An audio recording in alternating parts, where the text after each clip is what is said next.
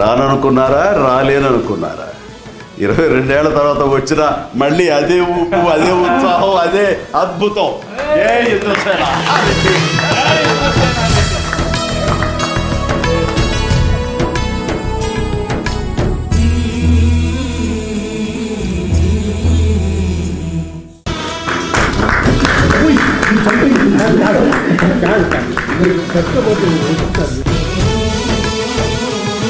మా అదృష్టం ఇంత తీపి జ్ఞాపకాన్ని మా అందరికి ఇచ్చిన దత్తు గారికి ఒక మంచి జ్ఞాపిక ఇవ్వాలి, గుర్తుగా ఇవ్వాలని చెప్పేసి రామారావు గారు కృష్ణుడి వేషంలో ఉండి పాంచజన్యాన్ని ఊరుతున్నది ఆయన బ్యానర్ వైజయంతి. దాన్ని ఆయన చేతికి అందివ్వాలి. ఎందుకు అనిపించింది, అది దేవుడు బొమ్మలు చెక్కినటువంటి మంచి బాగా ఇది ఉండే శంఖం అది.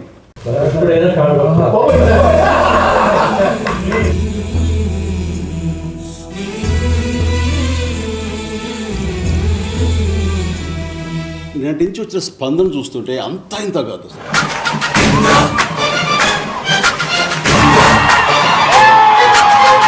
ఇదేదో ఫస్ట్ రిలీజ్ లాగా ఉంది. కరెక్ట్.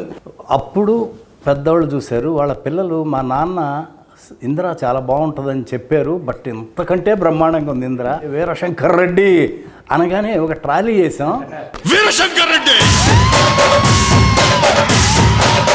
ఆ రికార్డింగ్ అసలు మనకు ఒళ్ళు జలదరిస్తుంది, అట్లా ఉంటుంది. అప్పుడు ఒకే కదాని పీకేస్తే పీక కోస్తా ఎక్స్ట్రాడినరీగా చెప్పారు. అంటే అలాంటి స్పేసెస్ కానీ నువ్వు ఊహించకపోతే అది ఇచ్చేవారు కాదు, ఆ స్పేస్ ఇవ్వకపోతే ఆయన కొట్టేవాడు కాదు. ఈ రోజున మాట్లాడుకునేవాళ్ళం కూడా.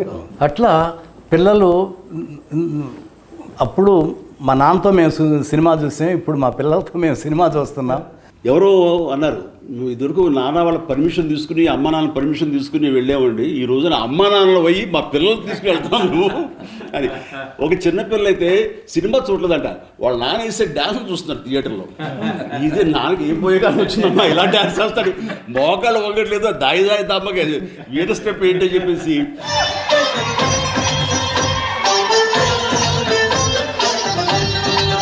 సినిమా అంతా ఒక ఎత్తు అయితే ఆ ఒక స్టెప్ ఒక ఎత్తు అనుకునేవాడిని. వర్షం పాట, వర్షం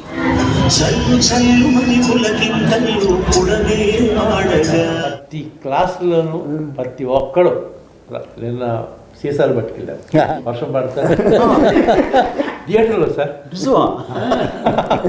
తడిపిస్తున్నారా?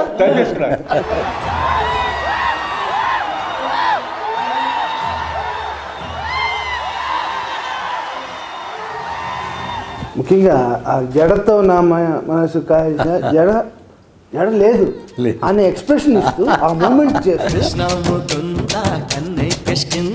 జడతో నా మనసు లాగేసిందా కాదు మరి జడ మల్లెపూలు అంటే కుదరదా? సో మీరు రాసిన దానికి జస్టిఫికేషన్ ఇవ్వాలంటే నేను ఆసుగా హీరో పాడేశాడు, జడ టచ్ చేద్దామంటే జరలేదు అక్కడ. ఫన్ తోటి మీరు తప్పుని సరిదిద్దారు. టెంపో అది నాకు మరీ అన్న బంబంబోలే సాంగ్లో నేను నిన్న ఎక్కడ ఇంటర్వ్యూ చెప్తాను, నేను కూడా చిన్న డ్యాన్స్ మూమెంట్ గోపాల్ డాన్స్ చేశాడా? ఏంటంటే అన్న, మీరు టీ షర్ట్ ఈ మధ్యలో పెట్టుకొని ఇలా ఇలా పెట్టుకొని ఇలా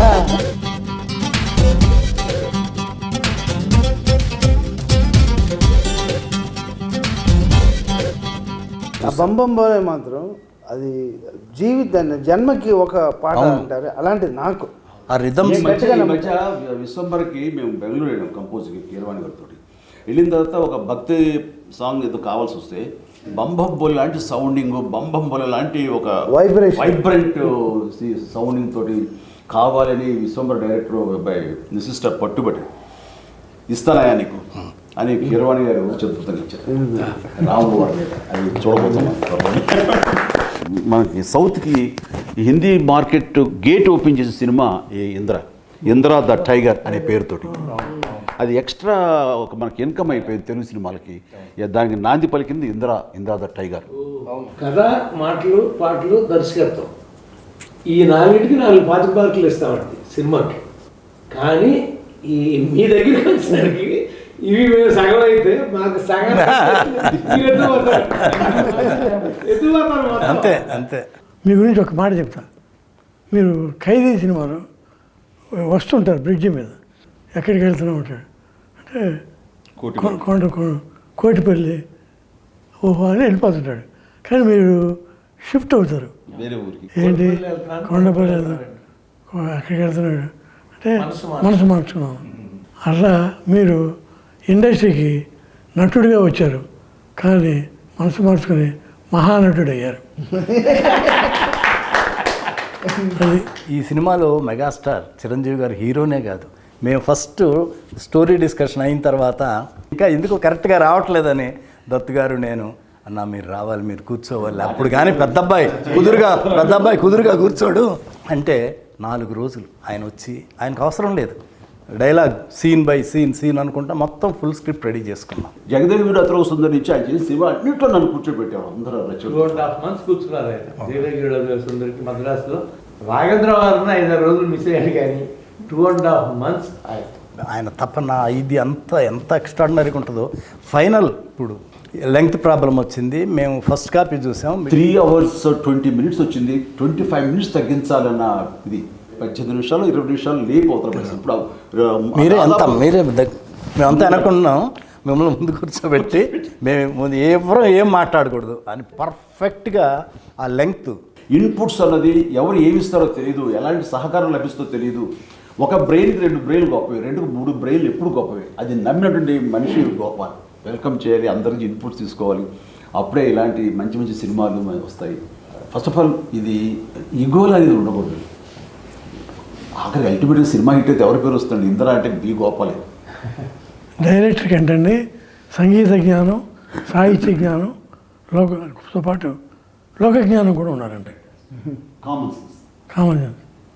ఫస్ట్ పెద్ద ఎపిసోడ్ లక్నోలో పెట్టుకున్నాం. షౌకత్ అలీ ఖాన్ కొడతా ఉండేది, కట్టేసి కొడతా ఉంటే అక్కడ ఒరిజినల్గా అక్కడ డైలాగ్ దెబ్బలు తిని కామ్గా వెళ్ళిపోతారు, డైలాగ్ లేదు అక్కడ. అప్పుడు చిరంజీవి గారు వచ్చి గోపాల్ ఇక్కడ దెబ్బలు తిని కామ్గా వెళ్ళిపోతున్నాను, ఏదన్నా డైలాగ్ ఉంటే బాగుంటుంది, ఒకసారి గోపాలకృష్ణతో మాట్లాడదామా అన్నారు. ఆయనేమో హైదరాబాద్లో ఉన్నారు. అప్పుడు చెప్పారు గోపాలకృష్ణ గారు, చిరంజీవి గారికి ఇది ఫోన్ ఇచ్చాను, తప్పు నా వైపు ఉంది కాబట్టి తలదించుకొని ఆ డైలాగు లేకపోతే ఆ సీను అంత గొప్పగా ఉండదు.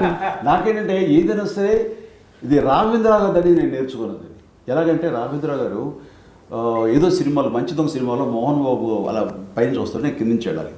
అయిన తర్వాత ఫ్రేమ్ పెడుతుంటే ఆయనకి ఎక్కట్లేదు, ఎందుకంటే నేను డౌన్లో ఉండి హీరో ఆడాడు, మోహన్ బాబు క్యారెక్టర్ పైన ఉంటుంది. ఆయనకి నచ్చలేదు, బాబాయ్ నువ్వు అలా 2-3 స్టెప్స్ ఎక్కి వస్తుంది తను కిందకి దిగి వస్తాను, ఎందుకు అట్లా ఇల్లాజికల్గా ఉంటుంది కదండి. బాబాయ్ నా హీరో ఎప్పుడు టాప్, హీరోది పై చేయిగా ఉండాలి, తగ్గడా వీలేదు. ఓ జనం అది ఎక్స్పెక్ట్ చేస్తారా, మాస్ అలా ఉంటుందని నేను అక్కడ ఒక లెసన్ నేర్చుకున్నాను. చిరంజీవి గారి ఎంత తపన పడిపోతారో మా టెక్నీషియన్స్ చూసుకోవటం కూడా అంత బ్రహ్మాండంగా చూసుకుంటాం. చిరంజీవి గారు, సొనాలి బింద్రే వీళ్ళందరూ పెళ్ళి విలన్ ఇంటికి వస్తారు తాంబూలాలు తీసుకొని. ఆ సీన్ ఏదో కరెక్ట్గా రావట్లా. ఈయనేమో వీళ్ళిద్దరు షిరిడి వెళ్ళాలంటే చిరంజీవి గారు చూడండి, గోపాలకృష్ణ గారు కొంచెం మీరు క్యాన్సిల్ చేసుకొని ఈ సీన్ బాగా చేసి వెళ్ళచ్చు కదంటే ఆగి ఆ సీన్ ఎక్స్ట్రాడినరీగా రాశారు. దానికి చిరంజీవి గారు వెంటనే ఒక బ్రహ్మాండమైన సెల్ ఫోన్, అప్పట్లో కాస్ట్లీ సెల్ ఫోన్, అప్పట్లోనే నాకు తెలిసి 60,000 70,000 ఎంత ఎక్కువ చాలా అవుతుంది, అది తీసుకొచ్చి వెంటనే సాయంత్రానికి గిఫ్ట్ ఇచ్చారు. ఆ సీన్ యాక్ట్ చేశాడు. అసలు ఎట్లుంటుంది, డ్యాన్సులు ఎంత అద్భుతంగా చేస్తారో. ఆ కండవ వేసి కుర్చీ లాగి దగ్గర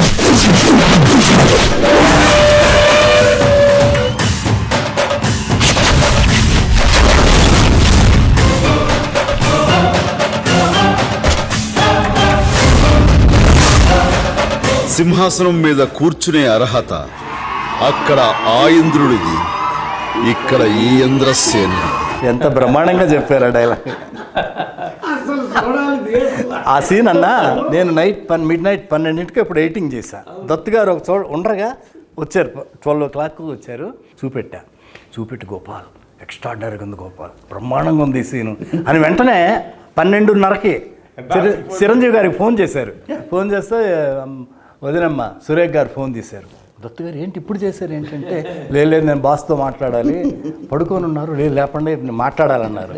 ఆమె లేపి చిరంజీవి గారిని లేపి ఫోన్ ఇచ్చి దత్తు గారు ఏంటంటే దత్తు గారు ఏంటి ఇప్పుడు చేశారంటే, బాస్ ఇది ఒక సాంగ్ బాస్, ఈ సీను అదిరిపోయింది, ఏమి చేశారు బాస్ మీరు, ఎక్స్ట్రాడినరీగా ఉంది. నాకు ఇప్పుడు సీన్ చూసాను, మీకు చెప్పాలన్నది చెప్పేశాను, నేను హ్యాపీ. కమర్షియల్ సినిమాలకి ఈ ఇందులో ఒక నిఘంటువు, ఒక గైడ్ అండి అది అనుకోవచ్చు. అలాంటి ఇది టేకింగ్ వైజ్ కానీ కథనం కానీ డైరెక్ట్గా బి గోపాల్ కానీ కథ అందించినటువంటి మన చిన్ని కృష్ణ కానీ. నేను రచయితగా మాత్రం రాయలేదన్నా, ప్రమాణం పూర్తిగా చెప్తున్నాను, ఒక అన్నయ్యకి తమ్ముడుగా రాశాను అంతే అన్నా, అంతకంటే ఇంకేం చెప్పలేదు. చిరంజీవి గారు లేకపోతే అసలు ఈ అశ్విని దత్తు ఈ ఇండస్ట్రీకి వచ్చి ఏం చేశాడంటే ఏమి చేయలేదనే అర్థం వస్తుంది. జగదేకవీరుడు, చూడాలనుంది, ఇంద్ర, ఇలా చెప్పుకుంటూ పోతే అన్నీ గొప్ప సినిమాలే. చిరంజీవి గారికి ఏమిచ్చి రుణం తీసుకోవాలో నాకు అర్థం కాదు. నేను ఆ మాట మీకు పెద్ద మాట నేను ఒప్పుకోను సార్, మీరు డెఫినెట్గా మేము అందరం మీ రుణం తీర్చుకోవాలి. ఇంద్ర 2 చేయాలని నేను నా కోరిక. డన్ బాబాయ్, డన్. జగదేకవీరుడు, అతిలోక సుందరి కూడా మీరు చేయాలనే ఆలోచన ఉంది. ముందు చేశారు కాబట్టి దీనికి ఇంద్రాకి ఒకటి, జగదేకవీరుడికి ఒకటి, 2 సీక్వెల్స్ వస్తాయి. ఇది నేను